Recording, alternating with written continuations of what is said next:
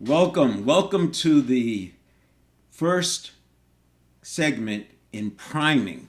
Priming is a major lever in the first step. So we have the 7-step reset, which I'll get into in a moment. And you may have seen some of these videos before if you've been watching. I go live every day. So if you've seen it, you know the 7-step reset, but I'll cover it again.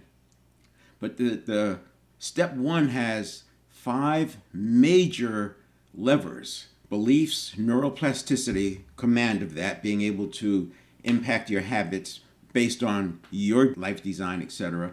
Priming, which is massive. Neuroplasticity is massive. Beliefs are massive. And then you have mindset, massive. You know, the growth or fix, but it's not just having a growth or fixed mindset. It's being able to get back to a growth mindset very quickly. First of all, noticing when you slipped into a fixed mindset and then getting back to a growth mindset and doing so in seconds, not minutes, not hours. And then the physiology. And I can say each one is massive because it dictates your future from that point forward. I can't say one is more important than the other because each one of them can influence the other node. So without the neuroplasticity, you're going to have trouble priming yourself because you won't have the habits. Without the priming, you'll keep falling into old traps and mental heuristics that keep you from using the neuroplasticity. Without a mindset, you won't believe that any of this is possible. And I'm going to start there because more than 90% of the people I speak to, other than neuroscientists, and this includes, I hate to say it, but the coaches, consultants, therapists, counselors, I'd love to hear from you. If you take exception to what I'm saying, you can join me here on stage. I'd love to have this conversation with you. This is so important. And the biggest obstacle to habit change is habit itself. So in the chat, you have the URL to join me on stage, and you have the URL for the landing page where I govern the live program. So 7stepreset.com/live, and that's where you see old or past versions. You see the next upcoming version. The biggest obstacle to habit change is habit itself. And without the mindset that you can do this, then all of this is going to fall on deaf ears. So what I was saying is that 90% of the people I talk to, and unfortunately includes all areas, it's probably more like 95%, think that it's not possible to change habits. Now, they don't walk around saying that, but you can tell in talking to people where their barrier is, where their hard stop is. And they can do all this stuff. And these are people who understand emotional intelligence. They understand the models that we're talking about. They understand neuroscience. Because their own experience is that habits don't change. You can't change the habits. And there's lots of reasons why, which is why I have a 7-step. So I'll spend a little bit of time today explaining priming. Today is all about priming, but I'm going to show how it's interrelated with neuroplasticity.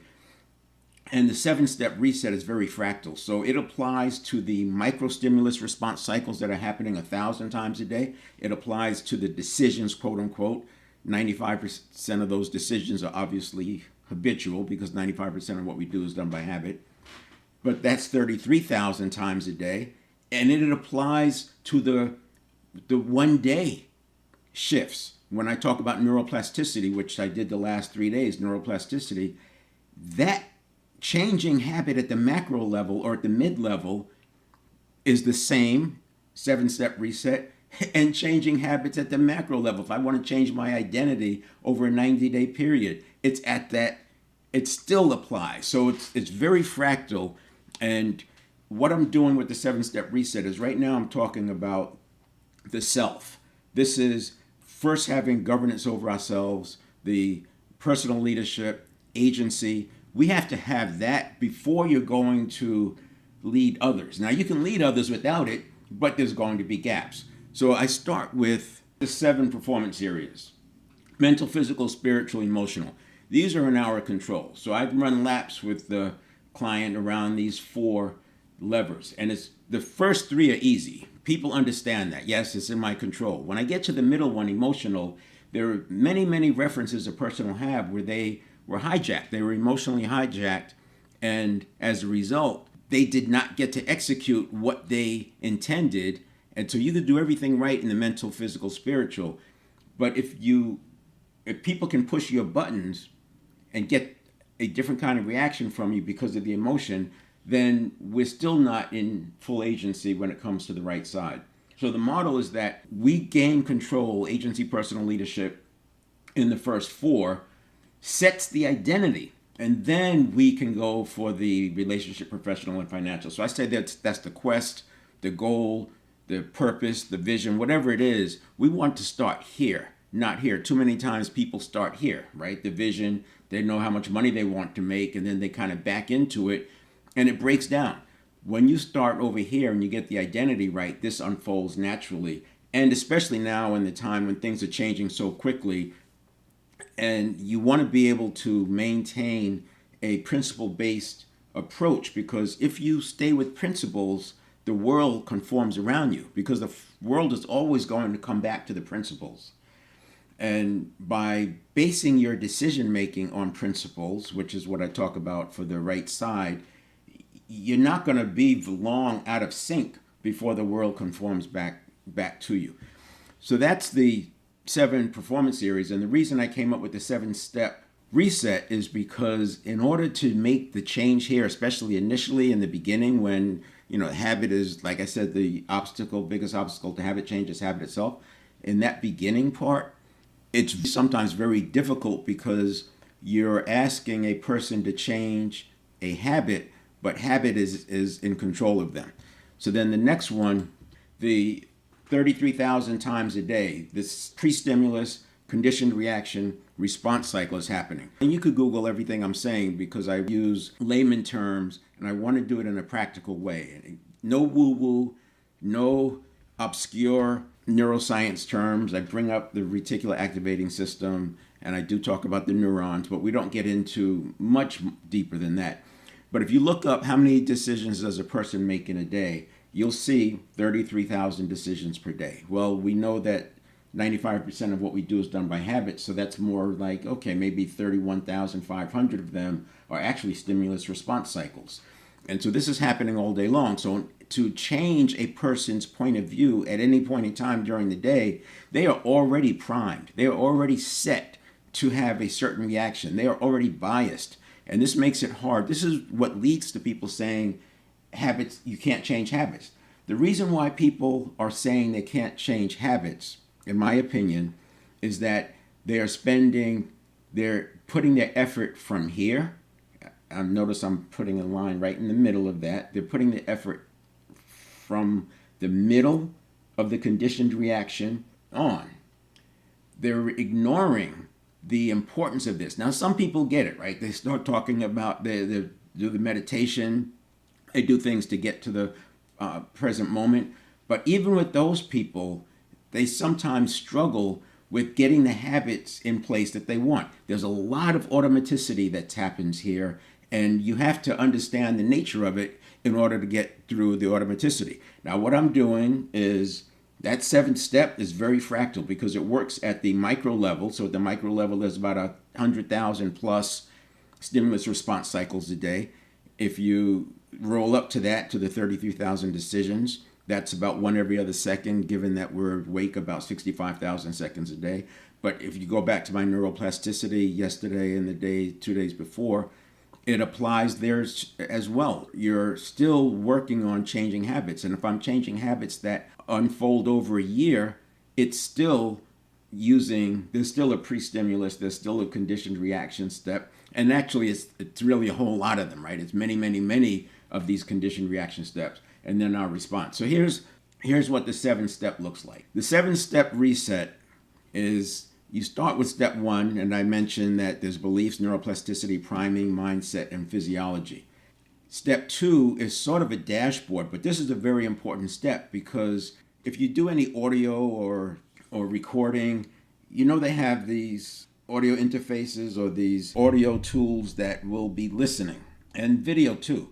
So when you click record, it picks up the previous 2 seconds and includes that. So it's like always listening, which is pretty cool. You hit record, and that way you don't get clipped. You're not coming into the person mid-sentence because it already has the prior to. That's really step 2. Step 2 is the listening because there's another stimulus coming. if we're awake 65,000 seconds a day, we make 33,000 decisions a day. That's a new stimulus response cycle every other second. Another one is coming. And so the step two is sort of the listening, but it's looking at what's my state? What's my mental state, my physical state, my emotional state? What does my physiology say? What is my self-image? And you can gauge your self-image if you want to look at sort of a real dashboard. You can look at your self-talk. If your self-talk is degrading and reminding you of your mistakes, etc., and I'll talk about how you get from there back to where you want to be, powerful present moment. But if you know your state is, your self-image is lower than where it needs to be, it's worth it to get out, take a walk, maybe do some box breathing. If you don't have the time for a walk, you want to change something. There's other things you can do, which we'll talk about. Essentially, what it comes down to is like 1 minute moments, where the same thing that happens with meditation, where you put space between the conscious and the network of neurons, aka subconscious chatter. The 1 minute moments put space, and that space with some other tools allows you to get back to the powerful present moment quickly. You don't have to wait for hours. And the example would be if something happens and a person gets triggered. For some people, it might be if they speed a lot, police car lights light up, and they get this rush, or maybe they see a police car on the side, they get this rush of cortisol preparing for the adrenaline. And then that, if it's intense enough, if they're going fast enough and the police car looks like it's going to come out, that turns into a neurobiological event. It's fight or flight. And the system is not structured. It's not a mind. The subconscious is not a mind at all. It's a network of neurons. So it's flooding the system with the adrenaline ready to fight a tiger. And this is why some traffic stops go bad. But you get the point. So that's step two. We'll get into that. I'll be into step two next week, and we'll unpack that. But step two is really important. And I'll talk about priming today, but step two is really the priming for this whole thing. Now, what I was going to say earlier is that we have to master this process with ourselves first. So where I'm going with these daily events, right now I'm in the self. I'm in the personal leadership, having agency over self, commanding our own present moments so that we have the automaticity working for us. Then I'll slip into the guidance step, the leading others. Think of that as one-to-one. And I could argue that the spans of control at work, 6 to 8 people being ideal, is because leadership, while you're leading a group, a lot of the leadership happens when you look at building high-performance teams as one-to-one. If you think about a coach of a sports team, they're leading the sports team on the field, and in practice they're looking at the group, but there's a lot of one-to-one conversation. So leading has a big one-to-one component, and that's really at play here, because by the time the stimulus reaction happens, it's too late. You're no longer leading, you're fixing.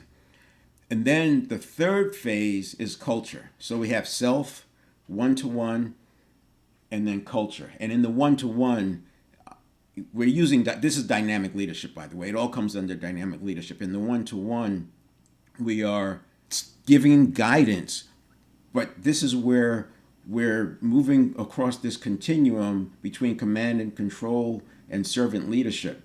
We're creating the environment. We're leaning into intrinsic motivation, and we're doing this, and it's like I said, it's like a one-to-one, but that's all happening here in these first two steps. By the time the conditioned reaction hits for your people, it's too late. You're just fixing. And then the third phase is culture. So culture is a roll-up of the habits at the individual level. So if I take all the people in the organization and I roll them up and I look at that collectively, that's going to be the culture. And so even culture goes through this 7-step. It's going to be a lot longer than today. We're talking about 1 second. If you're talking about culture, you're talking about a lot more than a second. You're talking years perhaps to change culture, but it goes through this same process, and it makes sense to understand this. The conditioned reaction is the one thing that sticks out, because this is happening at the network of neurons level, and the network of neurons, aka subconscious, and it's not a mind, but people still call it the subconscious, and they will be, because textbooks have been calling it a subconscious mind for the last few hundred years, and it wasn't until more recently when the brain scanning tools became available that help scientists see what's actually going on in the brain, and they recognize it's not a subconscious, it's not a mind, it's actually a network of neurons. So that's the basis of this, and it helps to understand that. So when you look at all of this through that lens, you can see that habit change is possible. In fact, it's very accessible if you do it the way the system was designed. And there's clues for that, but I'm getting ahead of myself. So this is where I'm going to spend some time on the priming conversation, because a lot of it happens here.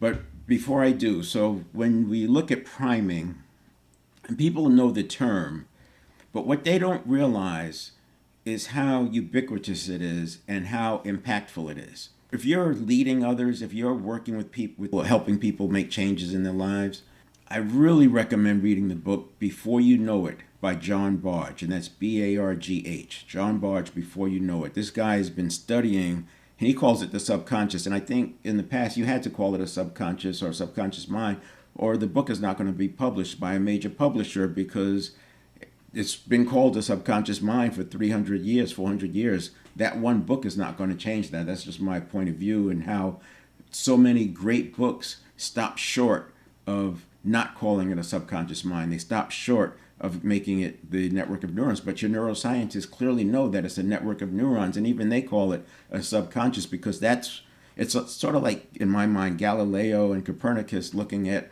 the Earth is actually revolving around the sun, whereas everything in society was saying astronomy is the study of how the sun revolves around the Earth. So it feels like that to me. There are a few examples that make you go, wait a minute, this is big. One of them is the study where they put these 70-year-old people in an environment for 5 days, and everything in that environment was from 20 years earlier, when they were 50 something. Everything, magazines, the furniture, the way the TV looked, everything was from 20 years earlier. And this is not in John Bargh's book, I don't think. This is in others. Within a week, their biomarkers changed. They were more flexible. Their gait was longer and more brisk. Their the cognitive processing improved just by being in the environment. So the environment primed them. There's a lot of these studies, but I think most people have heard the blue-eyed, brown-eyed study. This was back in the 50s, where the teachers were told that blue-eyed kids are smarter than brown-eyed kids, and those blue-eyed kids did better in class. And then researchers did some others. All of them had higher grades. This was a very disturbing study, right? And then what they did was they went back and they took they used double blind and groups and large enough samples, etc. And then they had others where they had the kids in certain places in the classroom, and they were told the same thing. Some are smarter, and they showed this, that just telling the teacher that changed the grades of the students. Very disturbing, and it makes you think twice in terms of the role that teachers and coaches play with the children. Another one, this is the one that there's two of them that got my attention and made me start looking at the network of neurons as much, much bigger than it was. The first one was the Asian American girl study. So you probably have seen the research that has said that people who are primed with their ethnicity sometimes do worse on standardized testing, and then others who are primed on their gender do better or worse. So these researchers got creative and said, this is interesting. What happens if we combine them? So, for example, they used a math test, because in math, it's assumed that, this is teenage, they were like, I think, 14 years old, that the boys are better at math than girls. That was a narrative that was out there at the time, and still is, I think, at least in the U.S. And then there's another narrative that Asians are better at math than non-Asians. And don't come at me, I'm just paraphrasing what the study said. John Bargh, and this is in John Bargh's book, Before You Know It. So then they said, well, what happens if they validated it, right? One and then the other, and it showed what they expected. The scores were better when they were primed for the gender or the ethnicity, depending on who was, thought to be good at math. And then they said, what happens if we combine them? So they put them both on there. And what was interesting is whichever one they put first is the one that dominated. So for the Asian American girls, they thought that this would break the system, right? What's going to happen? Because these Asian American girls, they're girls, so they're thought to be less at math than the boys, but they're Asian, so they're thought to be better at math than Americans. And what they found was that it depended on which one they put first. So when they put gender first, their math scores went down. When they put ethnicity first, their math scores went up. Fascinating. And that was like, whoa, because at the time I was studying cognitive biases and how these impact our personal development efforts and how they impact leading others. When I read that, it kind of changed things because I recognized intuitively, but it turns out it's true, that I thought priming was more important than cognitive biases. And it's not that it's more important, it's that it's coming before. And that's why I went through that part of the conversation where I was saying that in step 2, we are pre-listening. This is like the recorder pre-listening to the environment so that when you push record, it's already picked in. Priming is happening here even before the conditioned reaction kicks in. So priming is happening here before this conditioned reaction kicks in, which is extremely important because if you want to change your habits, you have to change it at the priming level. And if you're going to change it at the priming level, you absolutely have to change it before the conditioned reaction happens. The other study that made me rethink everything I thought I knew was when they showed that they took, the double blind. People think they're researching something else, but they're really the subject of the research. They had these subjects walking around doing grading and things like that, and they were looking at whatever and having interactions. And what they found is if the person was holding a cup of warm liquid, their responses were more compassionate than they were if they were holding a glass or cup of cold liquid, right? And actually, if they were holding warm liquid, they were more compassionate than if they weren't holding anything. And if they were holding a cup of cold liquid, they were less compassionate than if they were not holding anything. This seemed to be more than priming, and it's what helps you start to separate the mind from the network of neurons. So the network of neurons, warm is warm, right? Cold is cold. And that was priming the system. And because what's happening in step 2 is the pre-listening, you're already priming the person to have a more compassionate response. So when the stimulus happens, their response is more compassionate. Don't take my word for it, please. Take a look at the book, listen through it. I think it's a fascinating read for leaders. Every leader should know about what's going on with priming because it's where we live. The more people that report to you, the more you have to be thinking step 1, which is where I am, beliefs, neuroplasticity, priming, mindset, and physiology. And even the words that we use prime people. So the third study, I think, that puts a pin in this thing that it's not a mind, is when they had people reviewing resumes, again, researchers not realizing they were the subjects, and some of them were carrying a heavy clipboard and others were carrying a light clipboard. The ones that were carrying a heavy clipboard rated the people on those resumes as having more depth, having more weight, having more substance. The ones with the light clipboard, the same kind of resumes. They do studies. They have to have a large enough sample so they weed out all the coincidental stuff, right? They were weighted as less substantive. I'm smiling because I mean it's taking me back to when I was looking at it, and I kept like, whoa, this changes things. And at the time I was talking about cognitive biases, and I had to rethink that whole thing. So what I know now is that priming happens before. Priming is not bigger than cognitive biases, but it's pre. And if you think about the subconscious processing 11 million bits per second, the network of neurons, and it can do that because it's energy that's flowing through those neurons. And by the way, thought is energy also at its most base level. But the conscious mind processes at 50 bits per second, whereas the network of neurons processes at 11 million bits per second because it's energy flowing through there. So when you have the conditioned reaction happen, that's why I said it's too late.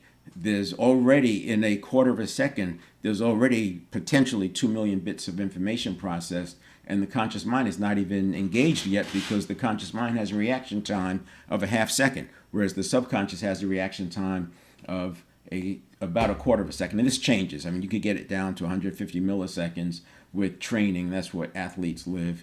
And it can go higher if you're distracted. This is why they say a person talking on a cell phone, even if it's hands-free, they sometimes have the same reaction time of a person who's alcohol impaired. And that's because they're preoccupied with something else, and so it takes longer for their reaction time to happen because the network is preoccupied, it's focused on something else. I'm going to talk more about priming in step 2 because it's big there. I'm also going to talk about priming in a larger way. On step 1, I spent 3 days just talking about neuroplasticity because this is very important to the self. When I get into the one-to-one and leading others and guidance, priming is much more important. So is step 1, but priming is very important because every moment the leader is creating an environment, whether we're talking about the 33,000 decisions a day or the big shifts that are happening over a year's time, a leader is always setting that environment. That's why you have to look at it as a fractal system. I have been talking about the comfort zone, and you can go back and look at the prior videos. They're on that website, 7stepreset.com/live. Person's in their comfort zone, and I am talking about anxiety in this series, I know, but I go off into the transformation, and they both are very, very similar because it's both a process of neurons firing and wiring together in such a way and creating emotion or creating outcomes. And there's a lot of similarities and factors, but in anxiety, of course, we drop down, and then to get back up, it's similar to how it is to break out of the comfort zone and go back up. Whereas when we're breaking out of the comfort zone, we're having resistance that's coming from our I don't want power and our survival, the survival mechanisms. That's all conditioning. It's like, don't do it, it's dangerous, it's unfamiliar. That's all pushing us down. Our stories, our beliefs, that's all pushing us down. But once we get above it, those arrows flip because the same survival mechanism that was trying to keep us from crossing that barrier are now helping us survive because they don't want us to die. It's the same thing. It's let's keep you alive and let's make sure you survive. But it's happening in 11 million bits per second, which is why it feels like you can't beat the habits, but you can. And then this symbolizes the breaking out of the comfort zone, and not just breaking out, but having that trajectory that goes up here. And I talk about principles, and I use the term near principles because up here there's a lot of VUCA, volatility, uncertainty, and ambiguity. There's a lot of that up here, and we don't want to be dealing with that. We don't want that to come into play. Whether it's opportunities and threats, we're not going to deal with that. And the way to not deal with it is by near principles. Why is this important? Because here you have your habits. You have the 0 to 7 conditioning, the teenage and especially the 19 to 27 forming of the model of the world is the prefrontal cortex fully formed. So that's all locked in with conditioning, and this is why it's so hard to break out of these comfort zones, these corridors, and everything is keeping you there, and breaking out requires energy to break through the beliefs, the stories, the habits, the thought patterns, the environment, the anchors, etc. But once you break through, now you have a new problem. It's very unfamiliar. You're in the field of infinite possibilities, and that in and of itself can create some stress. And this is why on my 7-step reset, we take a look at this and the importance of this steps 1 and 2 to make sure that we get ahead of it and we're priming ourselves. Now, there's something that happens in this process. We already said that there's 33,000 decisions or daily stimulus response cycles. When you do this work and you are priming in such a way that it changes what happens in your conditioned reaction. So there's two big levers. One is we're going to shift from a fear bias or threat bias of the conditioned reaction to a neutral bias of the conditioned reaction. So what does that mean? If you go back 10,000 years, as the human is in a hunter-gatherer environment, and some things say the brain is 200 to 300,000 years old, you can see why in a hunter-gatherer environment we were biased towards making sure that we were safe and that we were looking for the tiger on the Serengeti, proverbially speaking. But then when you take that same framing, and by the way, if you take 10,000 years of the human existence, and it's more than that, but 10,000 years of human existence, 9,500 of those was as a hunter-gatherer. So from an evolutionary standpoint, what we've experienced as humans in the last 500 years, and remember, cars were not really used as a mode of transportation until like 125, 150 years ago, and certainly computers and technology, there weren't even computers in the homes 50 years ago, and the computers that were in existence were huge to do what the phone in your pocket does. What we grew up with from 0 to 7, or what was conditioned, is very different than what we have now. So that's why I call it a reset, because we have to reset it. So step 1 is or part of that is we take the fear bias out of it. The second thing that we do is we condition in the pause. That pause between conditioned reaction and response is there for a few reasons. One, we don't want the response to equal the reaction. By definition, those reactions are typically survival reactions because the subconscious or the network of neurons wants to survive. So if it's a survival reaction, it's coming with that kind of life or death energy.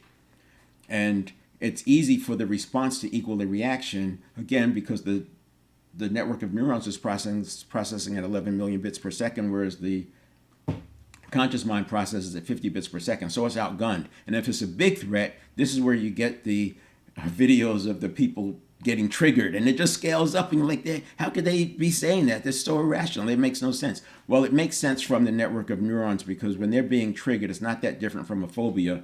And if a person watches a person who's afraid of spiders or snakes interacting with a fake spider or snake, it's not rational, but they're still going through the things. The palms are sweaty, right? And that is what's going on with triggering. So we have to have that pause, and we condition in the pause. And the second thing we do is condition in a check-in. So the response is the response, but it's not the external response yet. It's the internal response.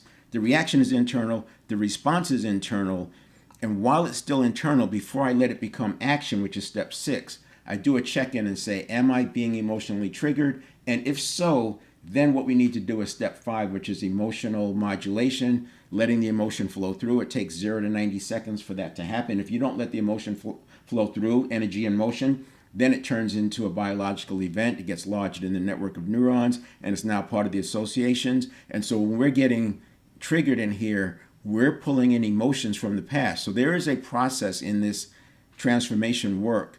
And if you're working on anxiety, by the way, none of this is mental health. It's just the process that we're going to use to deal with the daily VUCA. But you can process out many of those past emotions so they're not that razor edge kind of like triggering thing, right? I was talking about buttons. If you have buttons that people are pushing, it's worthwhile to go through and modulate each of those emotions one by one. Just keep modulating through it, because you neutralize it. Once you process it, it lets it move through. You don't want them lodged in your network of neurons. The emotion is a signal. It's there to tell you something. You learn from it. So I say locate it, label it with a name, and there's Dr. Rosenberg in a book, 90 Seconds to a Life You Love. She talks about there's 8 emotions that encompass all of the uncomfortable emotions, and uncomfortable emotions are the emotions that are associated with anxiety. And those 8 are sadness, shame, vulnerability, embarrassment, frustration, anger, helplessness, and disappointment. So if you just think about those 8, what we're going to do about that particular feeling is different. It's different if it's anger versus helplessness. It's different if it's embarrassment versus disappointment. It's different if it's helplessness versus frustration. Maybe those are more similar, but let's say helplessness versus shame. Those are all different. You're going to have a different action, a different response. That's part of the modulation process. You let the emotion pass through, and the reason I went on that little tangent was because my model is to locate it. Where is it in my system? And that's allowing you to get some space. Now you're bringing the conscious mind in, so you're not in that reaction mode. The conscious mind is now engaged, and when the conscious mind is engaged, it's more the you. I talk about the you versus the network of neurons, but most people are living their lives 95% by habit, so the you is only in charge 5% of the day, which is why we just keep having more yesterdays for our tomorrows. And that you, when you are asking where is it, that's engaged. The you, the conscious mind, is engaged, and then you label it. And the reason you label it is because now you can do something about it. When it's just anxiety, which is what these 8 roll up to, and she goes on and talks about how that anxiety leads to anxiety spirals, and it leads to people not wanting to take action because they've had anxiety spirals before, and they're afraid of them, and they avoid them, so they don't take chances, they don't accept promotions, etc., etc. And then by labeling it, you can do something about it, and then you learn from it. So it's LLL, locate it, label it, learn from it, because it is a signal. And then you can take your action, do it, delay it, discard it, or delegate it or discard it. And then Step 7 is coming back to, that was the slide I was talking about with the multiple, stimulus response cycles, right? We come back to the response, and then we have to get back. We're priming ourselves to the next one. That's the topic of today, is priming. When I was talking about neuroplasticity yesterday, I drew this diagram of what happens. I already mentioned that the conscious mind has a reaction time of a half second. So this line over here is a half second. The network of neurons has a reaction time of a quarter of a second. That's your 250 milliseconds. So the stimulus is sort of like in the 250 milliseconds, and the reaction is in the 250 milliseconds. So this would be when the stimulus hits. And remember, I said that there's sort of a pre-listening period. That pre-listening period is out here. This is the step 2. This is the priming. This is where priming is happening. So cognitive biases, that's a mental heuristic. It's a shortcut that the brain uses to not have to repeat stuff because the brain is efficient. And the cognitive biases like confirmation bias, planning fallacy, overconfidence bias, etc., recency bias, all of that comes into play, but the priming happens before that. And then once the subconscious reaction or the network of neurons, that quarter of a second goes away, you have, as I said, positivity. This is a 6-week process to train. You can do this on your own. 3 times a day, 3 repetitions per set. So you have 3 sets per day, 3 repetitions per set. The whole set takes 90 seconds. Because what you're going to do is let negative things come up, and as they come up, you're going to immediately look for the greater positive context. I use the example, if you get a flat tire, that's a negative feeling. You're late for a meeting, and it goes on and on and on. But as soon as it comes up, as soon as the flat comes up and you feel that emotion, you flip to what's the greater positive context. The greater positive context is I have a car, right? The flat couldn't exist if you didn't have a car. But this is not knowledge. This is training. The same way you would train a dog to sit, you have to repeat it over and over and over. So 3 times a day, 3 reps, you're going to do that. But each time you do it with a different negative feeling. And so this is also a way of processing your emotions. It's not the way to process emotions, but it's going to help. And you do that 3 times a day. I did it with meals, and so I would remember. And another example, you have a bad thing happen at work, right? Some meeting didn't go right. But the greater positive context is you have a job. And this is not about PMA. It's not about reframing. It's training the subconscious to immediately look for, is there a greater positive context to this thing, yes or no? If yes, it goes on and looks for other things. This stops it from looking for the negative or looking for the threat by doing this positivity. It takes about 6 weeks. You'll see results in 1 week. But the reason I have people go for 6 weeks is because I need to get deeper into it, because we don't want to have buttons and with bright signs on them. Push here if you want to see, if you want to be entertained, right? We don't want that. Then the next part of it is the associations and then the handoff. What we're talking about today is priming is actually happening in here. So without this conversation, and if you take all the literature that you've read, it would be very easy to believe that this reaction time was just a lag. It was simply a lag. But there's something going on in here. If you ever watch those videos of cats, when you put a cucumber there and they see the cucumber and they jump, or a snake, they jump, cats have a reaction time of about 50 to 80 milliseconds. So theirs is like 1/3 of ours. This is the big point to get here. This priming already started before the stimulus shows up. It's already there. So by the time the stimulus shows up, we're already set. This is why the positivity exercise is so important, because the positivity exercise actually is coming into play here. This is why when clients do this work, they experience less need for emotional modulation, less triggering. I will tell you that I am not seeing 33,000 stimulus response cycles a day. I am not seeing, they tell us there's like almost 10,000 we're exposed to 10,000 ad headlines a day. I don't see them. And the reason I don't see them is because, not because I'm some special person, it's because I am primed so that my internal priming is stronger and more meaningful than the external. Everyone has the ability to do that. In fact, that's the way it was when we were kids. But the prefrontal cortex, forming from age 19 to 27, locks in this model of the world, because in that prefrontal cortex is the 20 billion neurons. So it essentially locks in the conditioning. And that's why in the 20s, all you had to do was show up and you got better. In the teens, you just show up, take a sport, music, whatever it was. You did do some practice, but just show up and you got better.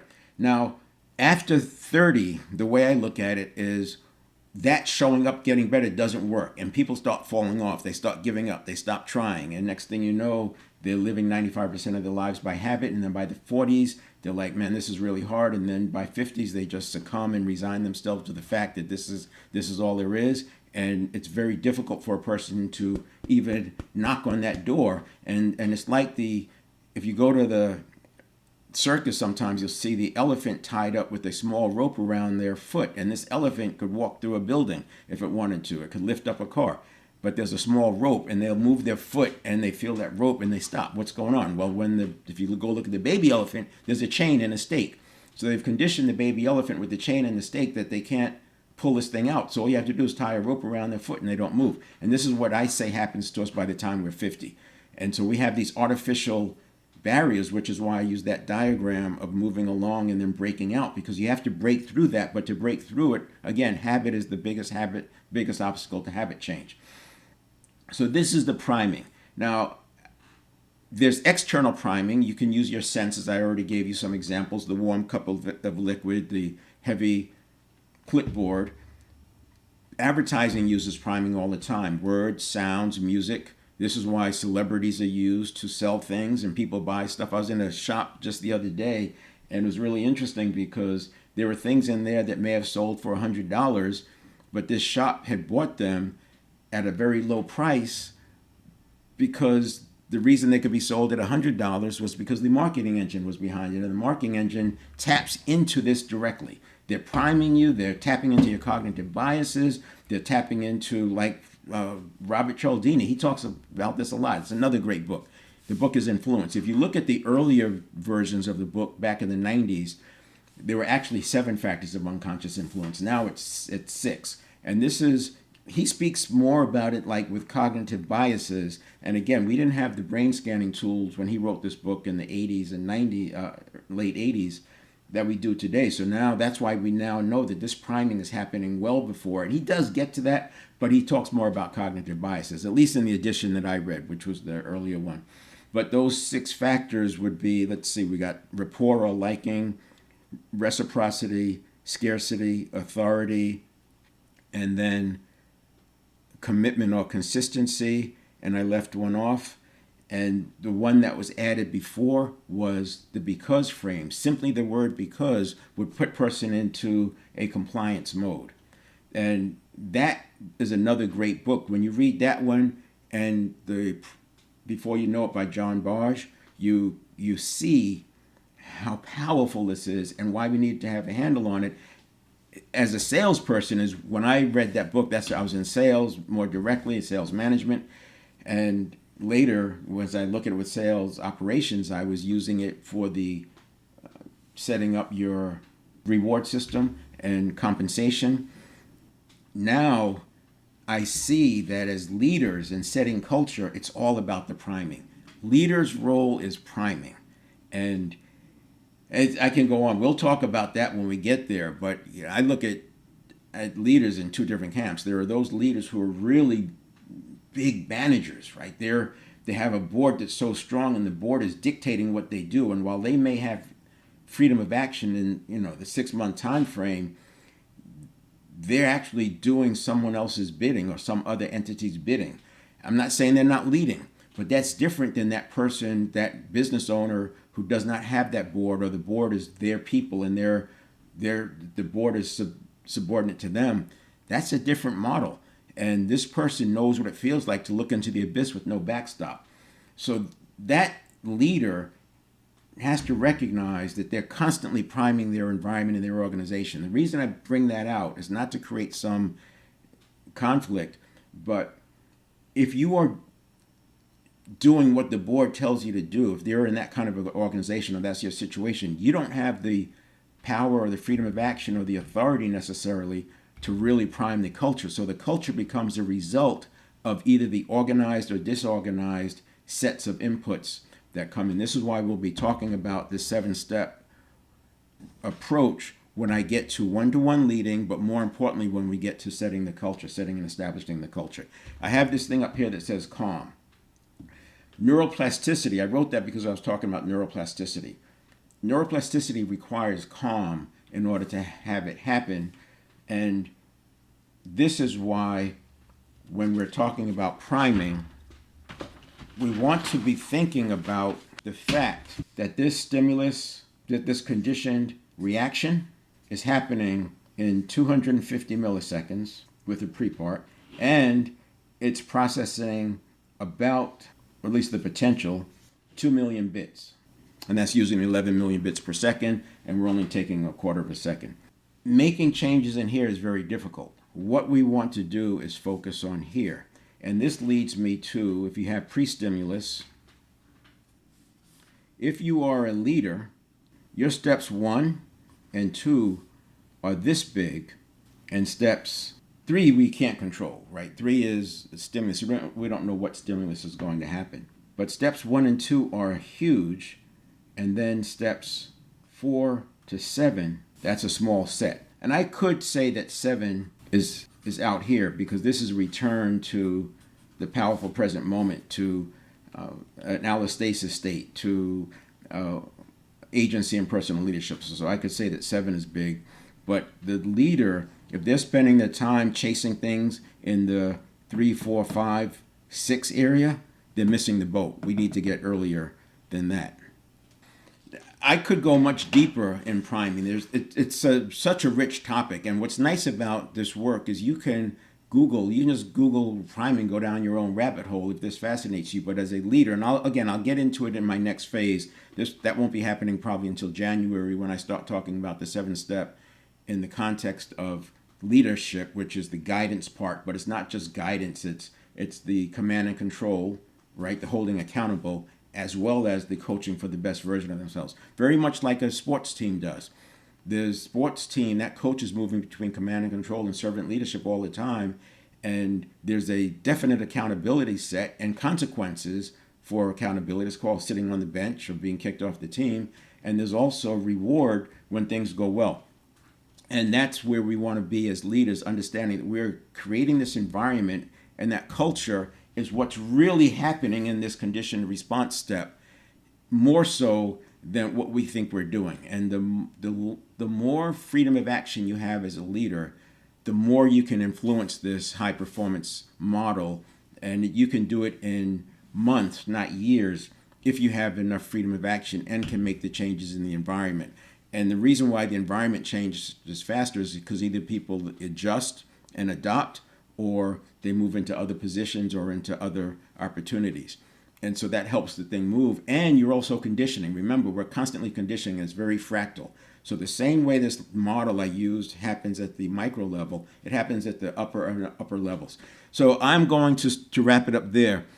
If you go to 7stepreset.com/live, you'll see the next time I'm on, which is going to be Monday at 8 a.m. Pacific time, and I'll be talking about mindset, and I'll bring priming in as some review just to keep the continuity going, because as I said, any one of these can impact the others. And I would say, I want to say that neuroplasticity and priming are the big ones, but I can't, because physiology is a big one, and beliefs are a big one, and mindset is a big one. And if I had to pick one that was less than the others, which I can't really do, but it would be mindset, only because it's smaller and it can shift, and it has less tentacles. That's probably the reason. It has less ways of getting there. But that said, any one of the other four could put somebody into a fixed mindset.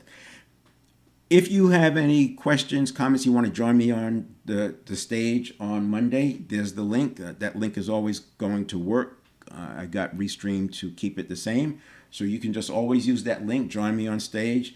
And if I see people wanting to join, I'll pause what I'm talking about, because real examples make this land much faster and much more effectively than me just talking about it. So I love having examples, because everybody has a different weak link or different break in the chain that makes this hard to grasp, and having real conversations about it opens that up. That's it. I'll see you on Monday.